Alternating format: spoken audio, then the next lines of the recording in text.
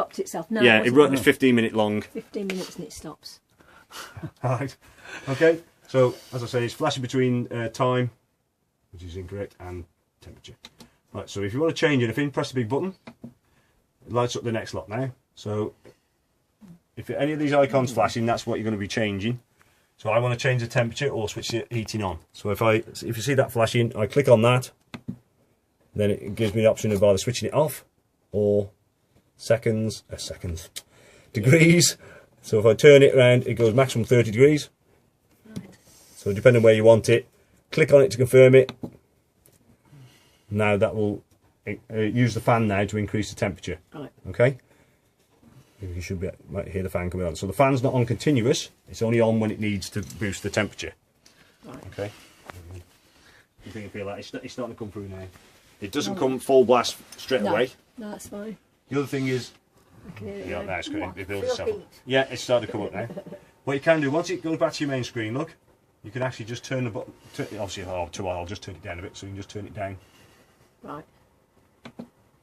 Make sure you confirm it. Obviously, it was flashing to start with because it wasn't 30 degrees yet. Yeah. I'll just drop it down to 18. Hopefully, it's somewhere near. Yeah. So, if you can hear now, the fan's dying down because it's up to that temperature. Okay. Right. So I'm going to change the water. So that icon's flashing now. Click on the button. So I can switch water heater off if I want to.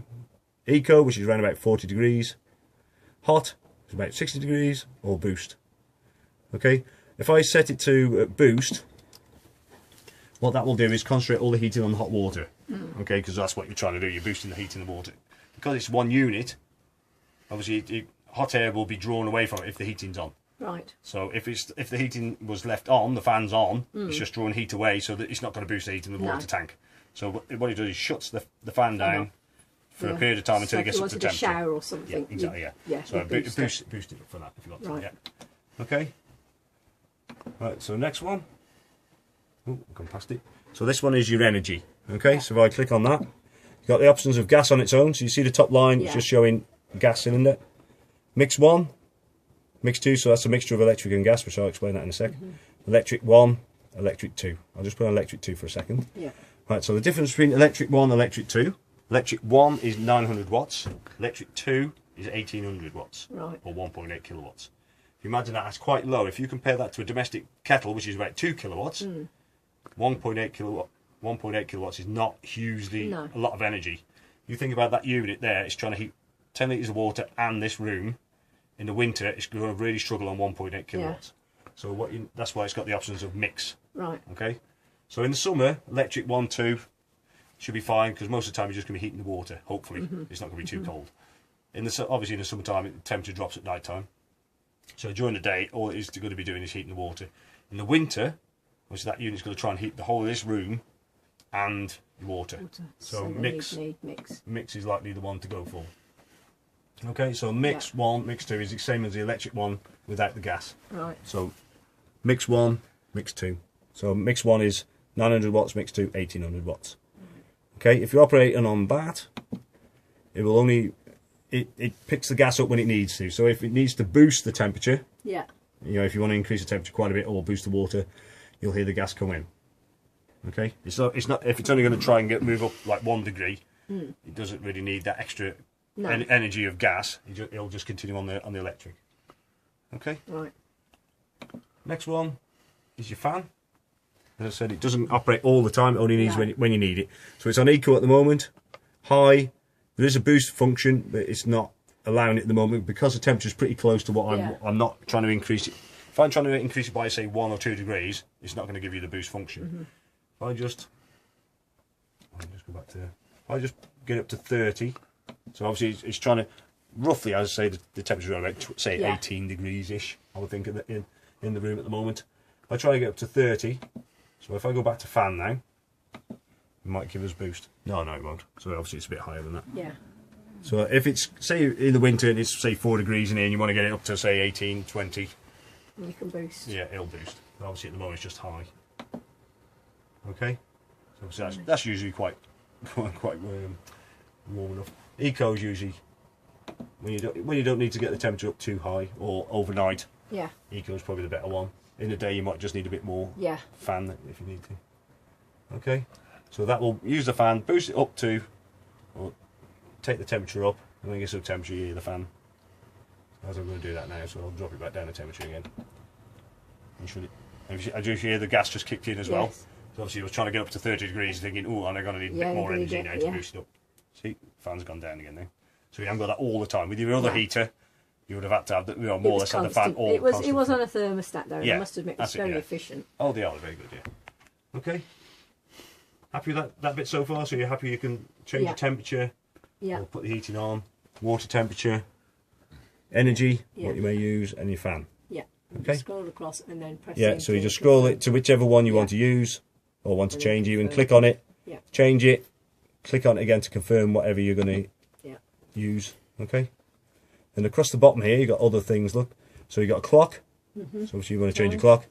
So click on that. It's quite straightforward. Change your hour. Yeah. Whichever the hour is. 13 hour. 24 hour clock. And it's about 31-ish. Again, confirm it, that's it. That's your time set. Right. There is also a timer if you wanted to set a timer. So that icon in the bottom left, click on that one. Ask for a start time. Okay, so hours, minutes. For cooking. Hey? For cooking. For cooking.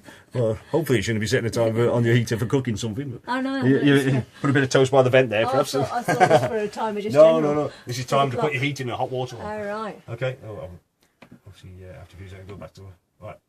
So it's actually in front now. Right. Just click on that. Go back onto it. Right. So start time, hours, minutes, end time. So if you want it overnight, just keep it a certain or you want to start it up in the morning before you wake up. Heating on, and what temperature. Water, if you want that to come on as well. What energy. Your fan setting. If I do that now, it shows boost, look. Obviously, it does know what temperature it's going to be in the morning.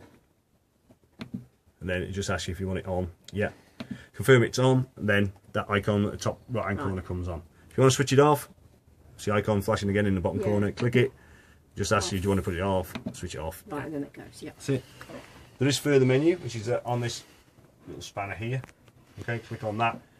Offset, so the it's got a thermostat controlled heating system. If it thinks it's quite high already, it may think, say that its temperature is quite cold in here. Yeah. And it thinks it's up here. It won't allow the heating to come on. So you may just need to change it, which is called offsetting the temperature. Right. Okay. Next one, temperature. That's if you want to change it from Fahrenheit to centigrade. Brightness of your screen. Obviously a bit too bright. Obviously lessen it. Fine. 12 or 24 hour clock. 12. So you can set that to 12 hour clock. Language, if you want to talk French or German to it. I'm happy with English. English, okay. And then index. Well, with that one, it tells the engineer. If you're talking to the engineer over the phone and says you're having problems, if you click on that, it'll tell him what system it's working. All right. Okay. Then that one reset. So if you're having a problem with the boiler, hit that, that'll fix it back to factory set. Okay. And that's your. Yeah, you happy to set that up? Yeah. You think you can do that? No, it is in your handbook. Yeah. Again, there is YouTube as well. Obviously, got this on YouTube. But if you go and look for Truma Heating on YouTube, and for this particular model, there's quite a good video in there as well. Yeah, which is I'm on a very good Facebook group as well. Yeah, they're obviously brilliant things like that. Yeah. If you remember the club, any of the clubs where you have like a discussion thing on forums and all sorts of things, quite useful if you're not sure on anything. Okay, happy with that bit? Yeah, happy with that. Good. Right, we'll see other bit daunting. Careful you don't step that too far. Yeah, I nearly did that with the motorhome one. They're quite high up. Right, fridge. You can see that's the on-off button there. Yeah. If you can see the little tiny green button, green light on it, that's to say it's on. So you just press and hold that, switches it on or off.